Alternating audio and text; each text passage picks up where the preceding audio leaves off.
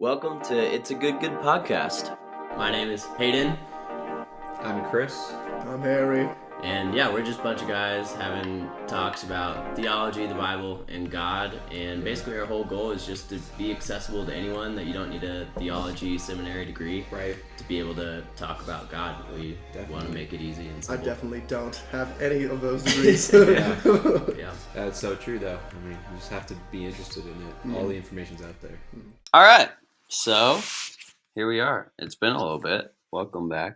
We're sharing a couch today. Yeah. Which is nice. I'm okay with it. Yeah, I'm okay with it. I really enjoy it. So today we're taking a deep dive. We've been following Paul and his epistles, not just because we like Paul, but because he offers a pretty complete theology of Jesus, as some would call it, a Christology. For those who are playing theology vocab at home. And we get to Romans now, which is one of the most theologically dense, and also it's pretty clear that he is stating what he believes as clearly as he possibly can at this point. The very first letters we read were pretty vague, more just talking to the people that were there at those communities. At this point, it seems like either he is realizing that his letters are being circulated, or he, something has clicked with him where he's like, I need to start getting more specific about what I'm talking about. Right. Maybe there are more sects that are popping up, like Christianity is branching off in different directions, and he's like, time to get direct. And that's where we end up here in Romans. Yeah, and not that he knew that these would be put into a book in some certain order someday, but I actually really like that we've taken the chronological path through these letters, because the other ones were subject matter heavy, topically heavy. He would touch on certain specific things in each one. And this one is kind of his magnum opus, his full gospel message from beginning to end in as much detail as he can possibly pack in. So yeah. And I would say, too, this is probably, if we were going to take any of his letters and say this is applicable for most people, it would be Romans. Yeah, I think there's a reason why the people that canonized and put together the order of the Bible put it immediately following Acts. Yeah. Because it's all right, here's the gospel, here's the story of the church, and now if you want to know what to think theologically about this, here's the best letter, the most succinct, but also really intense. Well, in the first 4 chapters too, I've just been lucky. It's just so happened that we're going through Acts in church, and now I'm reading this one. And by the way, we only bit off the first 4 chapters for this particular episode, which I think was a good idea. But there are so many one-liner mirrors between Acts and this letter. So many. I'll call them out as we go, but it's very, very interesting that, of course, Paul is a character in both, for sure, a main character. Yeah. But it's interesting how, Stephen will say something, and then Paul will use it in this letter. Or, Peter will say something, and then Paul will use it in this letter. It's super interesting. So, yeah, chapters 1 through 4 of the letter to the Romans. Yeah. Do we have, an Acts reference to him? 18. So Acts 18 is where he is heading to Rome, I suppose, would be the place that he's actually going. Men of Athens. Oh, isn't this where he dukes it out with all the people who are standing around the statue, and he logically convinces them of? Oh, what they're praying, what they're looking for is the God of Israel type thing. If we're thinking that Athens is the primary place that he's writing this, Romans is meant to be taken more broadly. It's to the Roman people, to the Gentiles, entire empire of Rome. Yeah, basically, if you're not Jewish, this is for you. Yes. Yeah, but maybe a headquarters of that would be Athens, where he picks up in Acts 17 in verse 15. Now those who escorted Paul brought him as far as Athens, and receiving a command from Silas and Timothy to come to him as soon as possible, they left.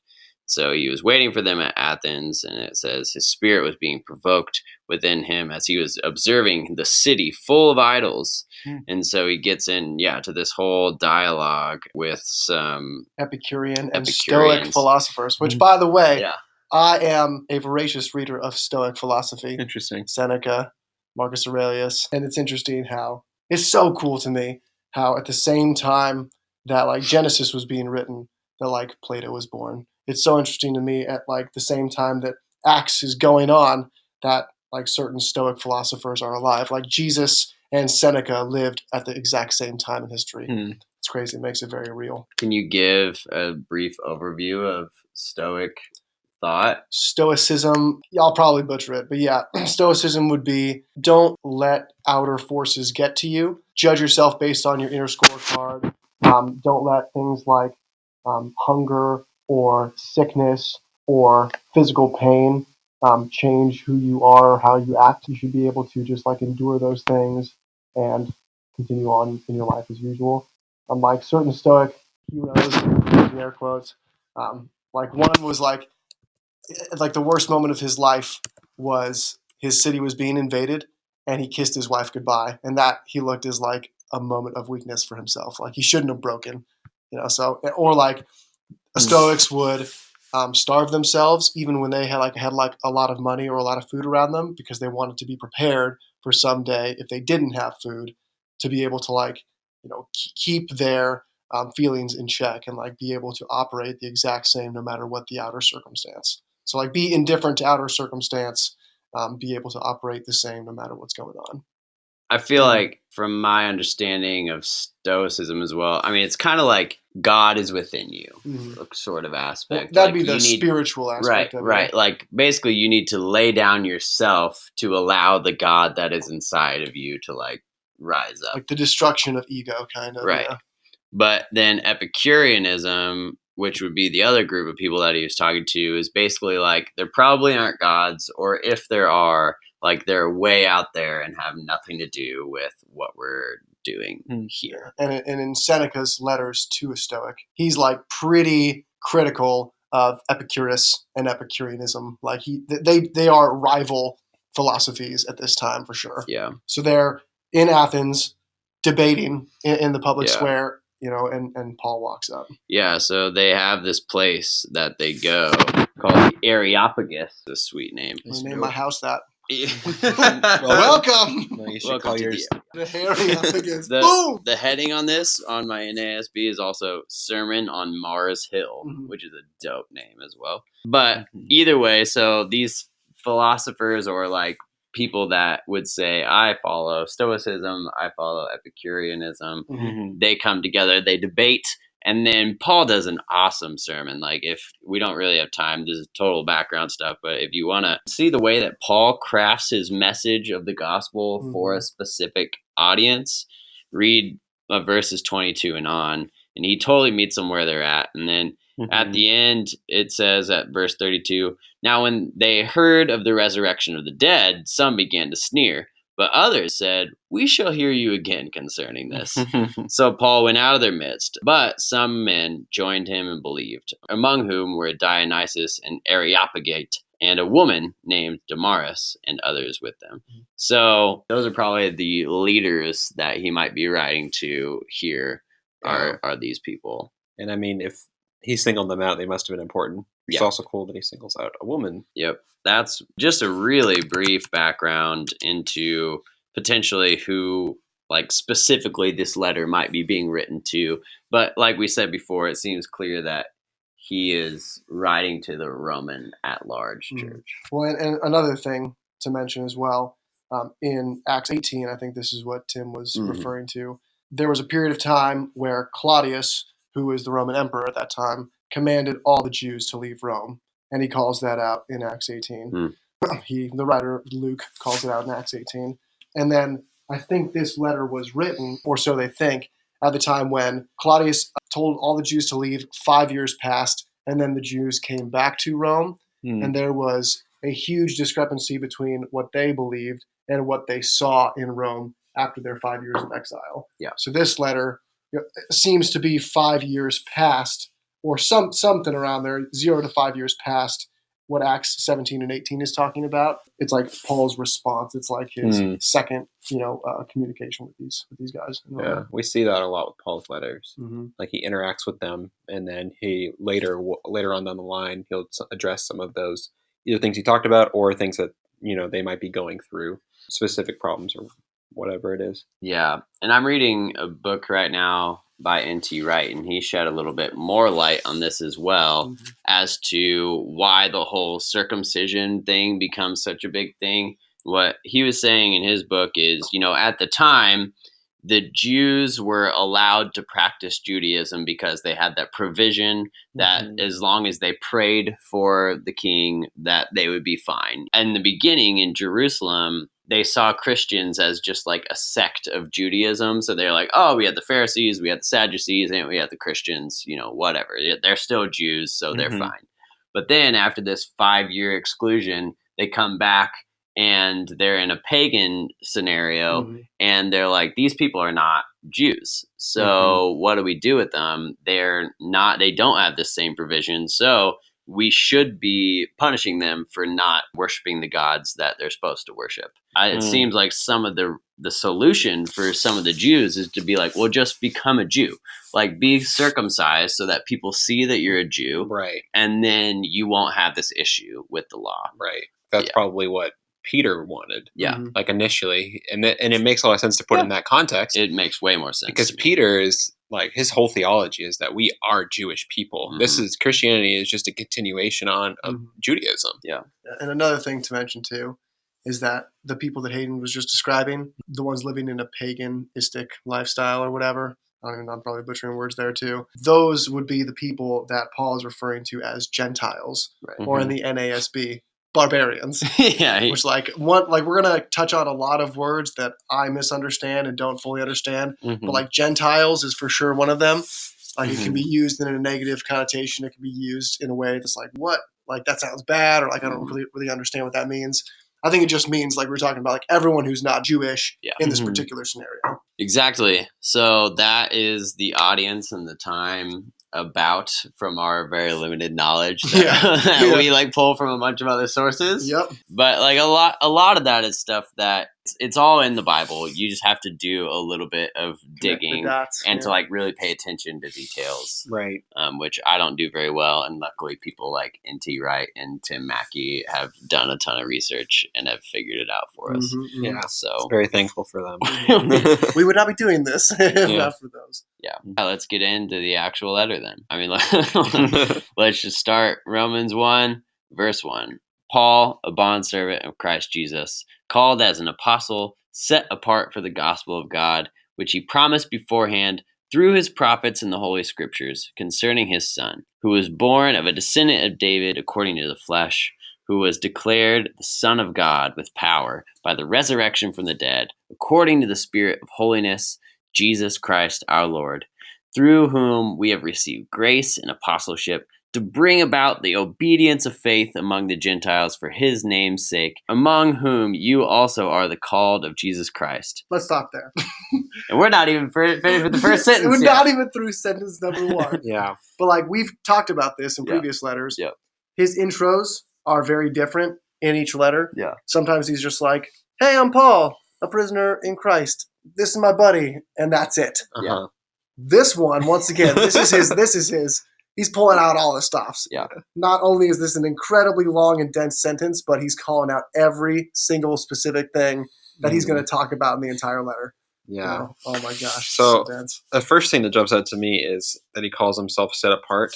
Yeah. And what I think is really interesting about this is that this set apart, I think when you see Jesus encounter Paul, Jesus says specifically to Ananias, like, go. I have already told him that someone named Ananias is coming. This is the guy that I have chosen. Paul is the guy I have chosen to spread the gospel through everywhere. Yeah. Like, I think I usually go on the other side of saying Paul's not that special, but I think Paul's a really special person. There are very few other people in the Bible that are given this kind of importance. Even, I'd say Paul is in that narrative of what God told Ananias. He's more important than a lot of the disciples are. Well, you're talking about just in that current time and how he's talking about himself. Yeah. In hindsight, oh, absolutely. There would be no Christianity without Paul. So I mean, like, for sure, he's an important person. Yeah. It's very interesting how he even knows that at the time. He knows that he's set apart. And I think when I usually read this, I go, oh, like, this is going to be Reformed theology. Like, this set apart is probably like,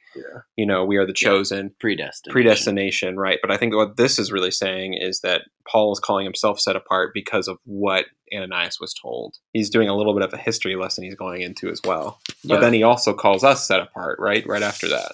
I'm also just searching set apart, and like it's used a lot of times. Yeah. So let's not just like dive into that. Set apart does not just mean separate. It does not just mean like important. It's a pretty important way of talking about things. Yeah, I mean, a common translation of the word holy is set apart. Yep. I think what he's saying here, he says, Paul, a bondservant of Christ Jesus, called as an apostle, set apart for the gospel of God.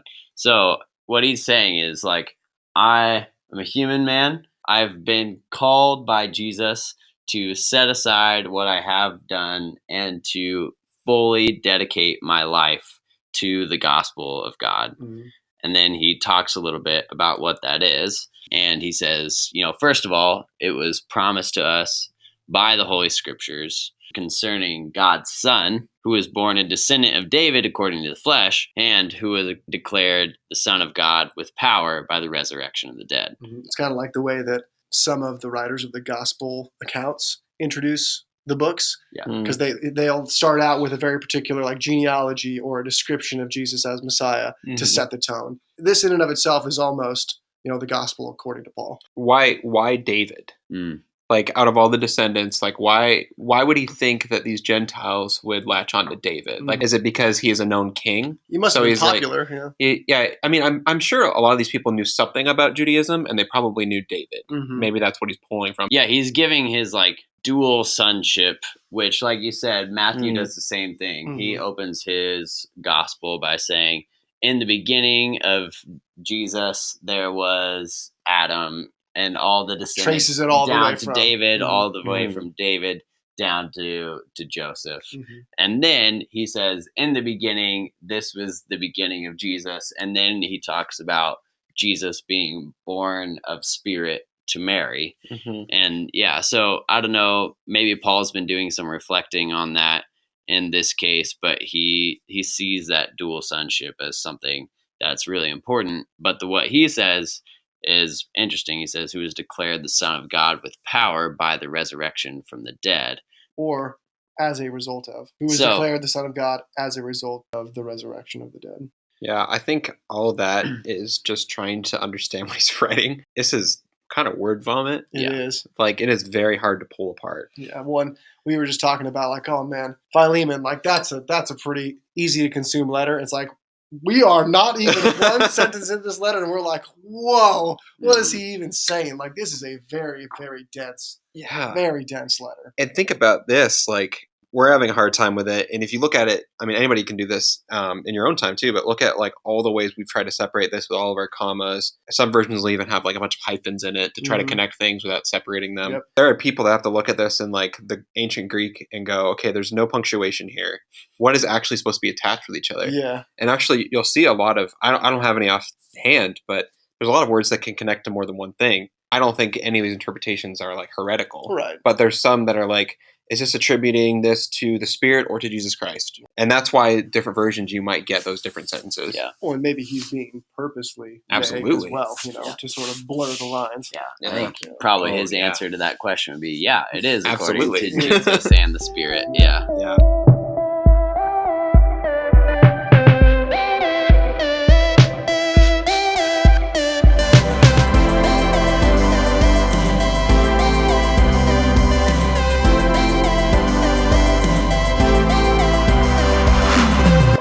So, he's talking about Jesus, who was the son of David, but the Son of God because of his resurrection from the dead. To all who are beloved of God in Rome, called as saints, grace to you and peace from God our Father and the Lord Jesus Christ. Period. So he finally gets to his whole point, which is really like, hey, I'm writing to you in Rome. And so I think it's also important to note, I don't know that we've been saying this specifically, but this letter is to Christians, not just to the general public. I think the general public could get stuff out of this, but it's not to the people that are currently Epicureans or practicing Stoicism. It's to the church in Rome. And why I use that word saints, that's what he's saying.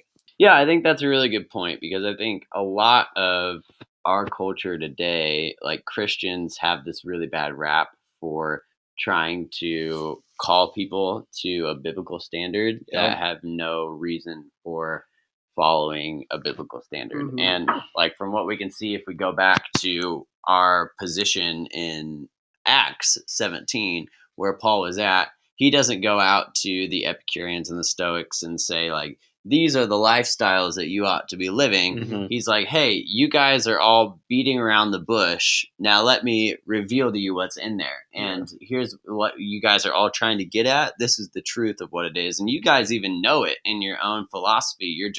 You're not quite there. Like, you're not putting all the pieces together. So let me do that for you. And not even like saying these are the things that you should think about, or this is how you should live your life. I think a lot of Christians, even like today, say what you're doing is wrong. Mhm. Like, and Paul is actually saying, like, oh, actually, what you're doing is totally right, but let me just show you the hidden piece at the end that actually is the culmination of everything you guys are going after. Right. That debate center was like they're trying to debate the truth, Mhm. right? And what he's saying is the truth is the resurrection of Jesus. Yeah. And that's where he loses people, and he knows that, but then he's like, they're like, hey, why don't you come back and talk about this another time? Yeah. But then some people believe, and so he's writing to those people that do believe. I love that, though, because he's in a debate center, but he doesn't engage. Mhm. So he goes in, he tells the truth, and then some people believe him, and he just leaves. Yeah. Like, he doesn't come back. He doesn't try to debate it. He's Yeah. like, this is what it is. I don't have time to sit here and debate. He mic drops. Which is exactly what they wanted. Yeah. And that's like where they're stuck, is they just want to debate. I mean, I have a lot of friends, and I've been there before too, where I just don't really care what the truth is. I just want to talk about it. Right, yeah. You know? And Well, Paul's like, no. I've talked with people who just don't even care about what they're talking about. They just want to argue. Exactly. You know? It's like, Yeah. man. You know, like I am actually one of those people sometimes. I just want to be contrarian, or I want to duke it out. And then sometimes Sure. I'm like, this is totally not what I'm trying to get after. I think Paul's kind of at that same place too.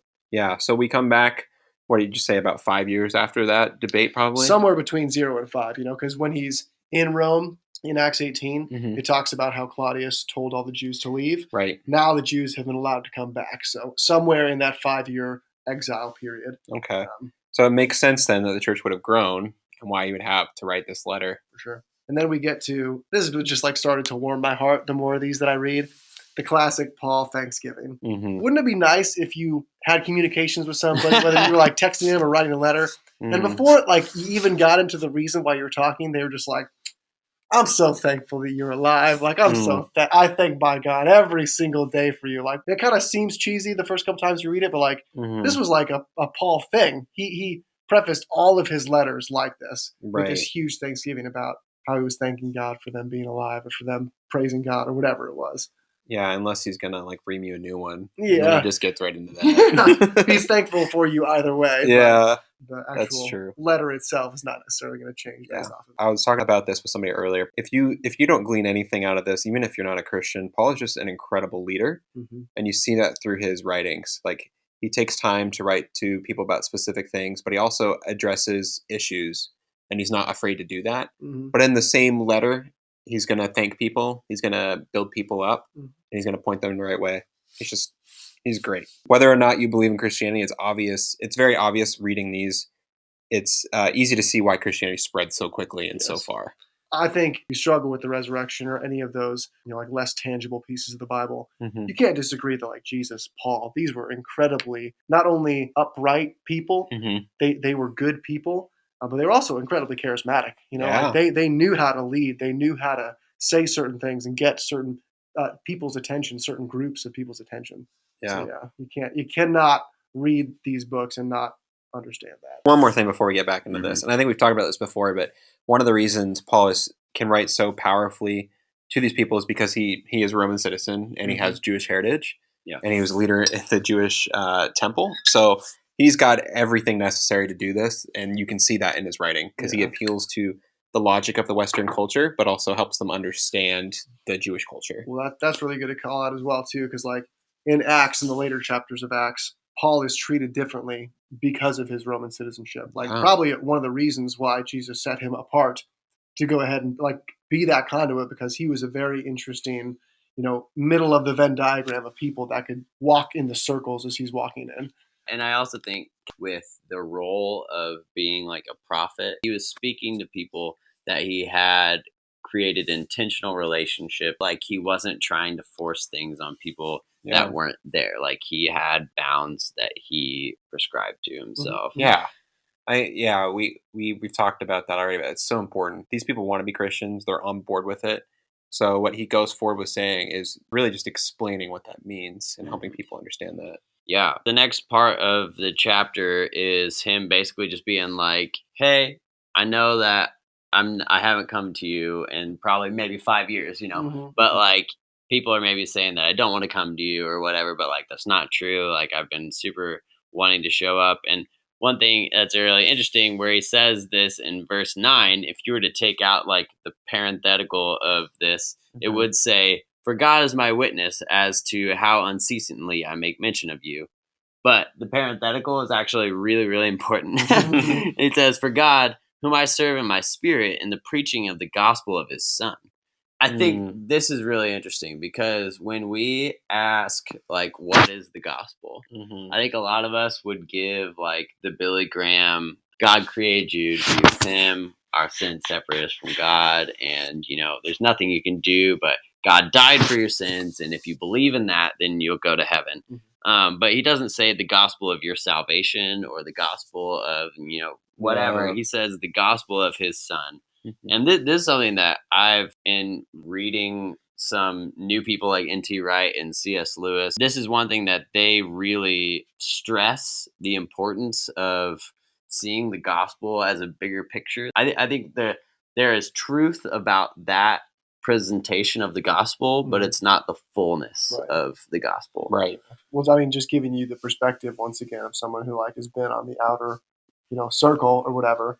That's a word that is misunderstood for sure. The gospel, like, have you heard the gospel? Like, do you know the gospel? It's like, shut up, because I think that's just somebody. First of all, that's somebody either telling you believe in A, B, or C so that you can go to heaven, Right. or it has this, like both evangelism and the gospel have this uncomfortable picture in my head of like someone knocking on my door and talking to me, or like somebody evangelism.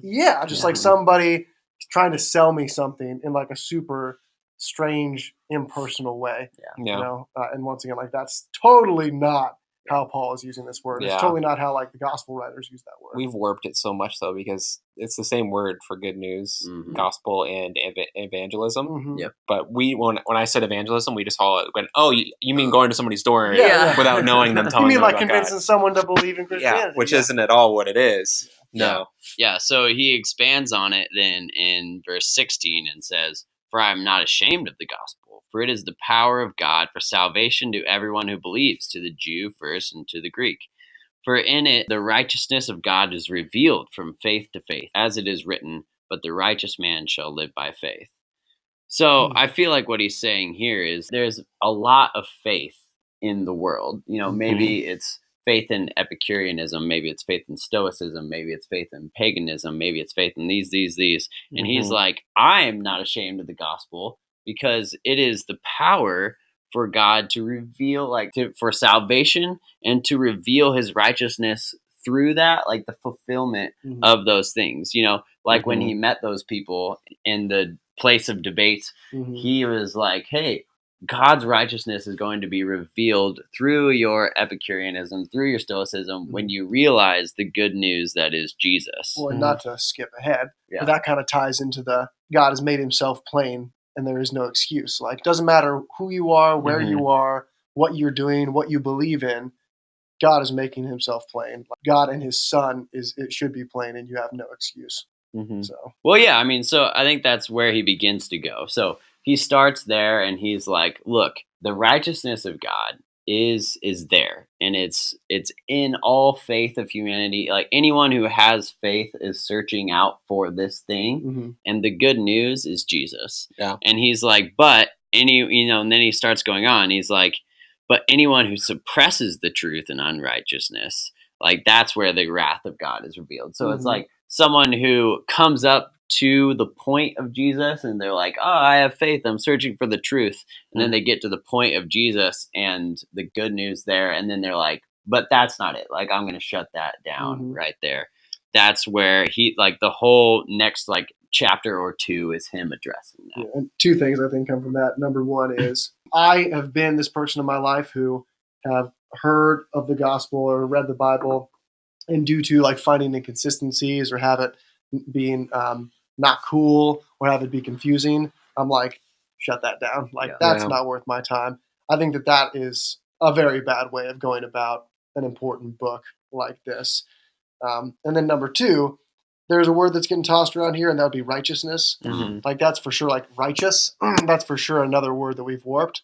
When I think of righteous, I think of like high and mighty, sit on your high horse, like, think you're better than everyone else. And like, that is not the definition of this word or the way that Paul's using it. Yeah, because I think we need to have a definition of this word because he goes on and uses the word over and over and over. So it transcends way more than what we say as just being a good person. Yeah. But it's also, I don't know if this is the best translation for it, but justice is very, very close to that word and can be used in that, which makes sense because we all have this inherent morality of justice, right? Yeah. And the difference between right and wrong. Right. And that conscience. That does transcend just being like a Christian and praying and like. Well, and Tim uses the phrase, now I understand why, living in right relationship, whether it's with your fellow man or whether it's with God. And what I'm getting from that is no matter what the relationship is, it's meeting the expectation. It's like, if I'm a father, I can't abandon my daughter. Like, if I'm a friend, I need to like, A, B, or C. I need to not be mean or something like that. I'm not thinking of that. Well, I think the writers of the Bible and would definitely say that righteousness and justice to people, to your fellow man, is very directly linked to righteousness and justice with God. And like you see that in Joseph being tempted by Potiphar's wife. What he says to Potiphar's wife is, no, that would be a sin against God. So even though his injustice would have been towards him and to Potiphar, really what he's saying is, no, that's an injustice towards God. Once again, blurring the lines between like unrighteousness towards my fellow man is also unrighteousness towards God. Yes. So I think that the fulfillment of the expectation, like you're saying, in every relationship, no matter what it is, there are implicit and explicit expectations. And I think he's going to go on to list out like first the implicit and then the explicit. So like you said, he starts in verse 20 and he says, "For since the creation of the world, his invisible attributes, his eternal power and his divine nature have been clearly seen, being understood through what has been made, so that they are without excuse." So he's like, first of all, even if you don't have the law, which he's going to go on and talk to you about, which is the explicit expectations, he's like, there are these implicit expectations for you to look around at the creation of the world and to know that you're not the thing. Yeah. Like, you're not the main thing here. Yeah. Well, I've said this before, and I'll say it again. Like, I believe that every single human being at some point looks around and thinks, like, what's the point of all this? Like, it can't just be what I'm experiencing, what I'm sensing. Like, there's got to be something bigger. And, like, whether they attest that to, like, fourth and fifth dimensional aliens or, like, God the Father or whatever it's going to be. Like, I think everyone has that yearning. And then to just pick up a book that's like, oh, you know what the answer to that is? Here, like, let me give it to you in the form of the Bible and be like, that's not it. And not read about it like that is foolish. Like, that is a foolish thing to do. Man, that's a good point. We need to go back to like who he's talking to again. Like every time he says them or they or whatever we're reading, it's to the people that have found the truth and chose to suppress it. This is who he's been talking about. These people are without excuse because these are the same people that it should be made evident to them. For even though they knew God, they did not honor him as God or give him thanks. Right. They became futile in their speculations, and their foolish heart was darkened.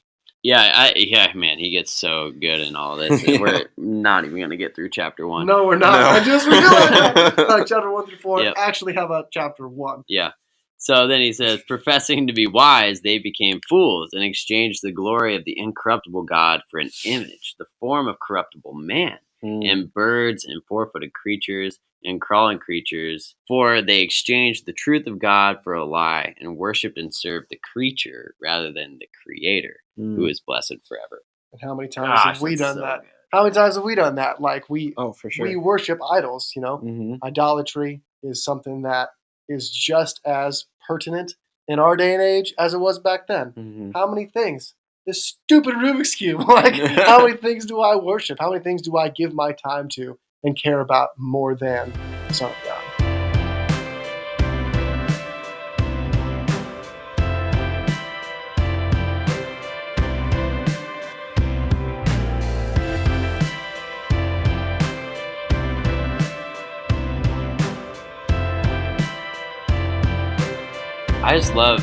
I love how he uses words to illustrate the ridiculousness of where we're at.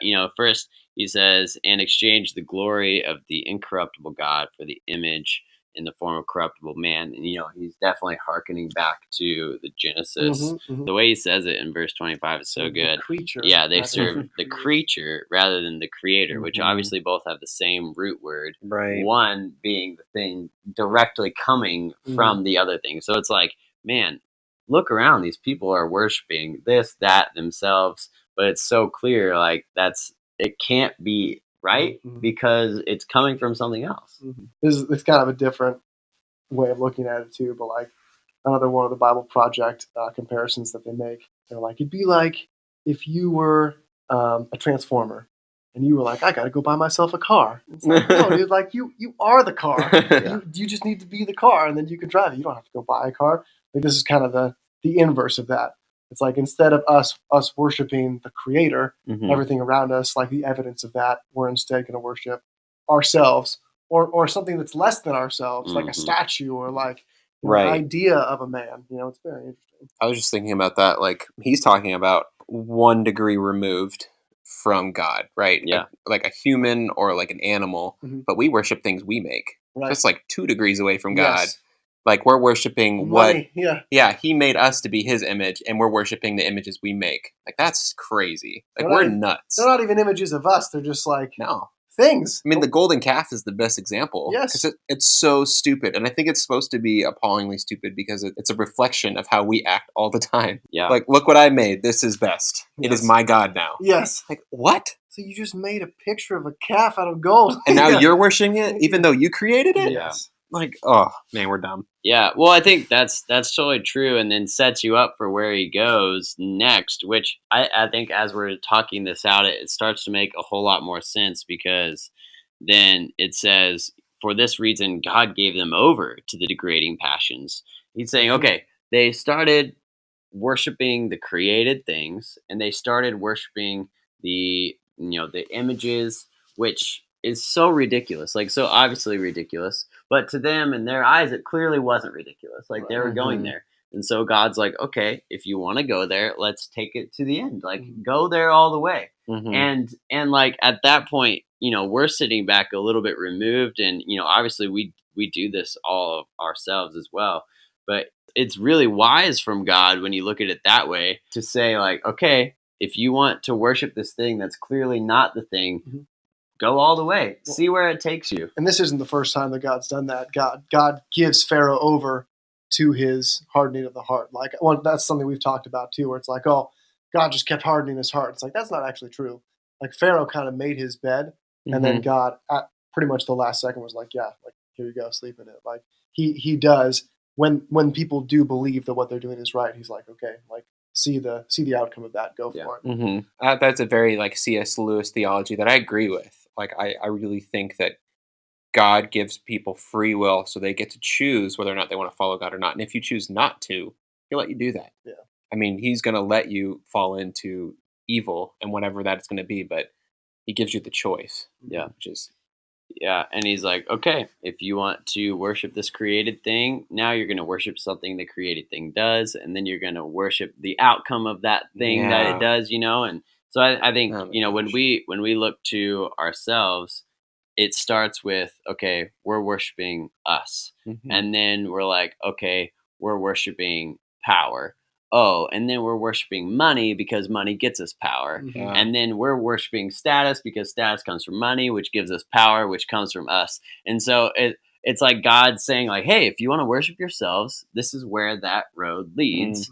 And eventually you're going to realize it's ridiculous. Like, you're not even worshiping yourself anymore, which would make more sense than worshiping status. Like, it's ridiculous. Well, and that's another thing that I think Paul's trying to make super, super crystal clear here. Yeah. And it's clear in the way that he is juxtaposing these two different things.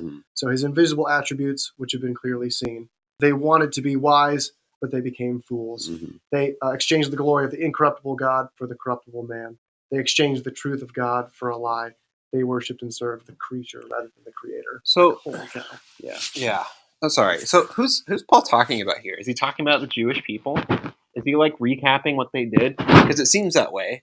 like if you look at this, we've seen this all in the Bible, and then when he gets to 24, it's pretty obvious like this could be Sodom and Gomorrah. According to Tim Mackey, Yeah. not myself, yes, he's Okay. going back and he's juxtaposing the Gentiles who are wrapped up in sin, who are super guilty of everything that he's talking about. They here, Okay.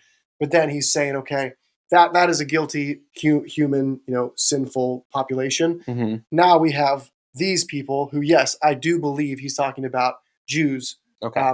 Israel from beginning to end. That makes sense to And me. he's not excusing them. He's saying they are just as guilty, and they might even be more guilty because they had all of these certain things, the Torah, the law, evidence of God, and they too are guilty. Okay. Yeah, because it seems to mirror a lot of big events in the Old Testament well. So it would make sense. Mm-hmm. And it would make sense that Paul would do that. And Paul does this like 6 or 7 times throughout this letter. He goes back and he highlights Abraham, or he goes back and he highlights Adam. He highlights all of these things from the Hebrew Bible that mirror current day events, whether it's idolatry or whether it's natural versus unnatural lusts, which he talks about here. Yeah. Like he mirrors them with the Old Testament. Yeah, it's so smart, man, because he knows he's talking to a population that didn't grow up on this, so he's helping them understand it using their own context. Yes. Yeah, and remember at the very beginning, he's like, "This is the good news that was promised from the scriptures," and so now he's recapping the scriptures to a group of people that wouldn't know it, but then that can understand it from an outside point. So once they do get the good news of Jesus, and they're like, "Oh, he was promised in the scriptures," and they want to go back and start reading the Jewish scriptures, now they have some context. And it's funny because then you turn over to chapter 2, and he's like building you up. He's building you up. He's like, these people are terrible. Like, they're ridiculous. They're worshiping these ridiculous things. And then he says, therefore, you have no excuse, every one of you who passes judgment. For in that which you judge another, you condemn yourself. For you who judge, practice the same thing. It's really funny. He's like building you up to be really judgmental of these people that he's like showing in a really negative light. And then he's like, oh, yeah, and by the way,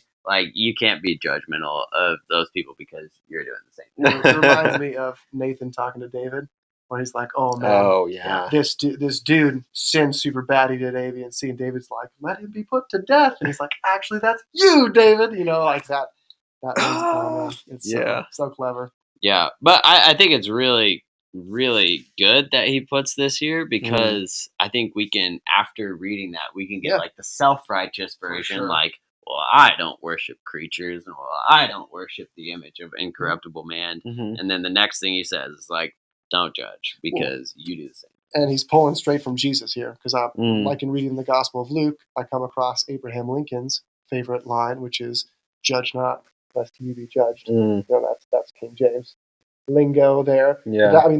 That's essentially what Paul's saying here. I'm like, oh, did you just read those 3 paragraphs, aka 4 sentences that and you read it thinking that you were a good guy? Yeah, and I wonder if he is combating a mentality that we see now. I wonder if, when he's talking to people in Rome, if they don't have like a strong sense of personal sin. Right. Like if they're like, well, I'm mostly a good person, which is a mentality that we see all the time. Right. Jews would have been intimately aware of their sin problem because their whole religion is wrapped around sacrifice because you're sinful.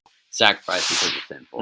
And in this Roman pagan culture, I don't think there's a lot of sense of just automatic guilt. And so I wonder if he's trying to build that up to be like, okay, look, you can see it clearly when I paint it in this group of other picture, like a picture of other people, but also you do these same things. And so I think I wonder if he's trying to show people like, hey, you are sinful and you need to recognize that. Yeah, there's definitely, and I'm just thinking about in today's day and age, there's definitely like this strange middle sweet spot between like being super hard on yourself and hating yourself almost for everything bad that you do, and like sociopathy, whichever way to say that. And like, I think the majority of people are right in the middle, like where they're like, oh yeah, I shouldn't have done that. I'm really not repentant or like regretful about it. Right. And that's how a lot of people live their lives. That's like how I live my life half the time, except I think about it and then I just like justify it in some sort of stupid way, you know? Yeah. Like I think he's trying to keep those people accountable. I think that's what I'm trying to say. And he just sets it up in such an intelligent way where he gets you on his side, and then he turns it on you, and it is a lot like you're on that side. Yeah, you're on that side, and I'm there with you. Like, I mean, he won't say that here, but he says many times that he is like the chief of all sinners. You know, and so if you agree with him, it's very logical, right? He knows who his audience is, and this is an average Roman citizen is going to think this way, and it's how we think too. Like if then statements. Yes. You know, if you think this party is guilty, and now I tell you that you are part of that party, then you are guilty as well.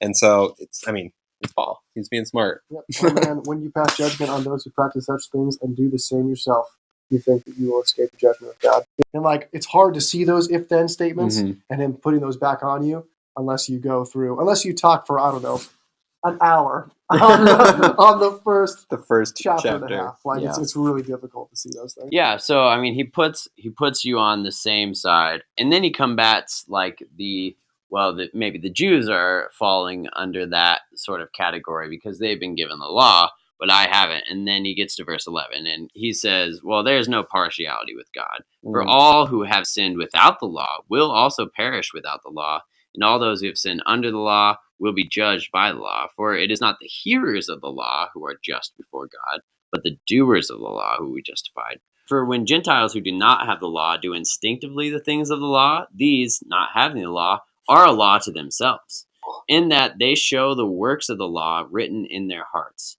their conscience bearing witness, and their thoughts alternately accusing or else defending them on the day when, according to my gospel, God will judge the secrets of men through Christ Jesus. So through Judaism, the fulfillment of God's expectations, what it means to be in right relationship with God, was explicitly stated. Yeah. However, through all of creation and through your own conscience, you know the implicit expectations. So whether you've heard the law or not, you know there is law, and you're either going to be standing with that law or like standing in contradiction to it, whether or not you've been given the explicit Judaism written laws. Rule book. Right. And he also says later, like, a Jew is not just one outwardly. Yeah. And he's saying, like, it doesn't matter if you're circumcised, not circumcised, which we'll get into. It doesn't matter if you're a Jew or Gentile. It's what you do that matters. It's not what you say. It's not what you think. It's what you're doing instinctively. Yeah.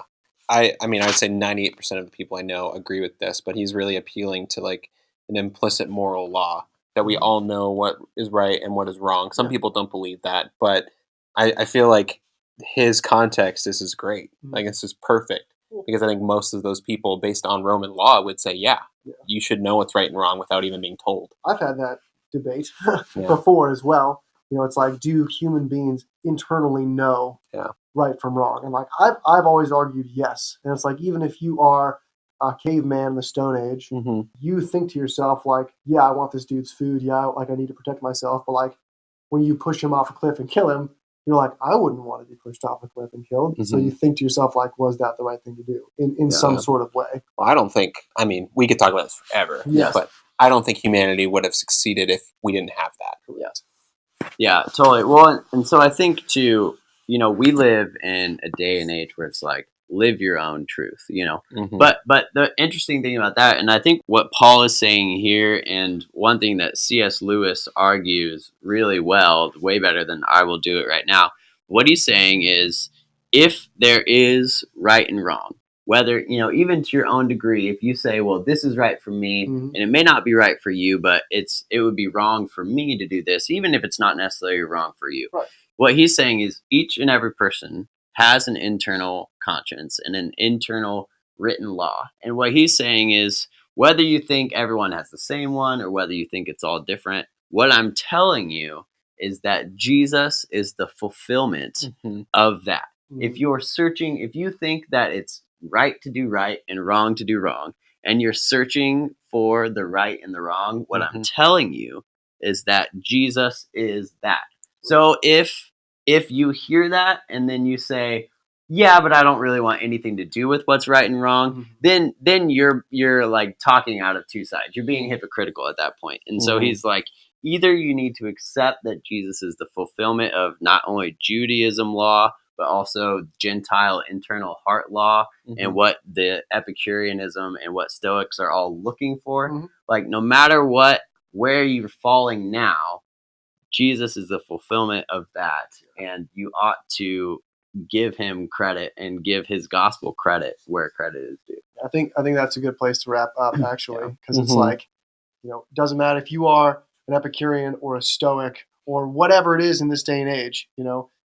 You have your law written on your heart, which is kind of what you're saying. Your conscience bears witness through your thoughts. So no matter what that conscience is telling you, no matter what your beliefs are, Paul is saying the whole point is Jesus Christ. So pay attention. Shout out to Canyon Coffee Roasters for fueling every one of our conversations. If you are only listening, you don't see it, but we are drinking a cup of Canyon every time we talk together. Thanks to John Jones Project and Clink, who are making the music that you hear in the background. Thank you for making awesome stuff that we get to share with people that are listening to our podcast. And thank you guys for tuning in, and always feel free to let us know if you have questions or things you want to talk about, or if you want to be on the show. We'd love to have you as well. Thank you, YouTube. Yep. Yeah, who hasn't been there? It exists. It's out there. Rotation.